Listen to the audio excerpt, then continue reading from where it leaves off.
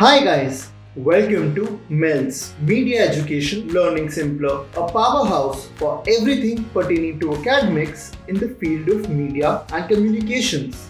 This is a special series of snippets based on the UGC NET Examination. Let's proceed with today's video.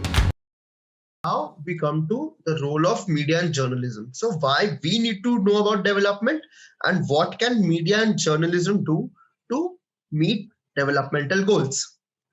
See, media help people focus on their basic needs. You need not only food, clothing, and shelter, but you also need a lot of focus on education, healthcare, and sanitation. You need to know your democratic rights. There are, suppose, some schemes available by any state government, any central government, which are not reaching you people, or any kind of disease that you need to be made aware of. So these are basic rights of a human that a human is entitled to. Media helps people get to know about them because our information source is media. Anything we see on television, news, newspapers. So that is why media has this important role of helping people focus on their basic needs. It empowers people to articulate their concerns, to come out, to speak, to raise their voice, to tell them that even after 30, 40 years of promises, we are not getting, say, a house. So to bring in their concerns is the job of media, especially journalists. They are supposed to reach people, know their problems, and bring it to the forefront. Helps people be aware about important national and international development issues. Take, for example, COVID. So, a lot of information about COVID was being spread through social media, which was fake or which was risky or whatever. News organizations had to play a key role in taking up facts, verifying them, and telling people more and more about how to combat, how to stay safe in the pandemic situation. Any national, international development about different news items comes through media. It instructs people and educates them very simply, like just I said, giving people instructions why you should wear a mask, how you should wear a mask, how your nose and mouth should be entirely covered, how you should sanitize your hands. These kind of things are educated to people using media. Say, take DD Kisan, take Kisan programs on radio. What they do, community radio stations, what do? They educate their peer groups. They educate the people who are listening them so that they can maximize their benefits and advocate for both the development of alternative, usually localized media. Media's responsibility is not only its own growth, but also the growth of localized media, which is going to focus on local issues, local people, the atrocities they face. If media conglomerates think that only they should exist in the market and they will, like, acquire all the smaller newspapers, smaller news channels and merge them with themselves, that is a wrong practice. Media's role is to ensure that society develops, and if the society is large, it is impossible to look after all the different communities and groups, then localized media should develop. So these are the different roles that media has to undertake. Now we come to non-state actors. Who are non-state actors?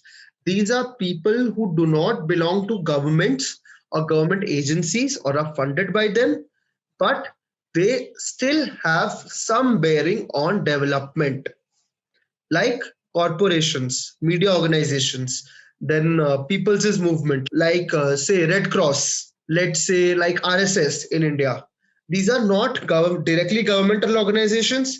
They are not directly funded by governments, but they have different kinds of bearings on developmental activities. They also engage in developmental activities themselves and support the developmental activities brought out by governments. They can even bring out their own policies and programs for their communities, and they can also support the government or go against the government in support of their communities, as the case may be. So they have a big role in opinion building and international affairs. You can see here in this image, they say non-state actors in Asian Development Cooperation. They are people who have taken it as their social responsibility to bring about mass development in the entire continent of Asia. Then you can see this is a picture of a book, non-state actors in the Middle East, factors for peace and democracy. We heard about Jasmine Revolution and Middle East Arab Spring, these kind of things. There were a lot of people's movements which helped throw off dictatorships like Egypt, Hosni Mubarak, like Libya, Gaddafi. So they were people these were essentially people who were not from the government, who were not funded by the governments, but they had a bearing on what the society did and how the society went forward with a developmental motive. So they are very important and they play a very crucial role in having a society develop. Again, I repeat, they may be supporting government initiatives or bringing out their own initiatives, but the idea is that they are also supposed to contribute to national and international developmental goals. Like people working for climate activists. They may not be funded directly by the government, but they are working for a better planet for all of us. These are non-state actors.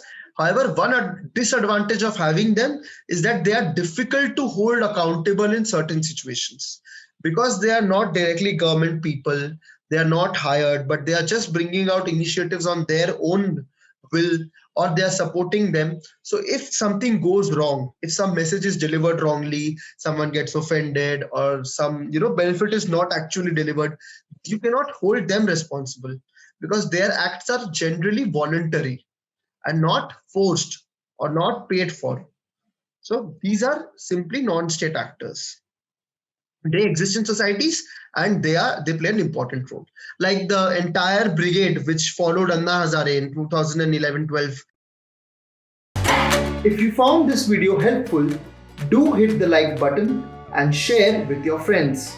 For any doubts and your feedback, reach out to me in the comment section. For UGC NET online tutorials, follow the instructions given in the description section. Hope to see you soon with the next one.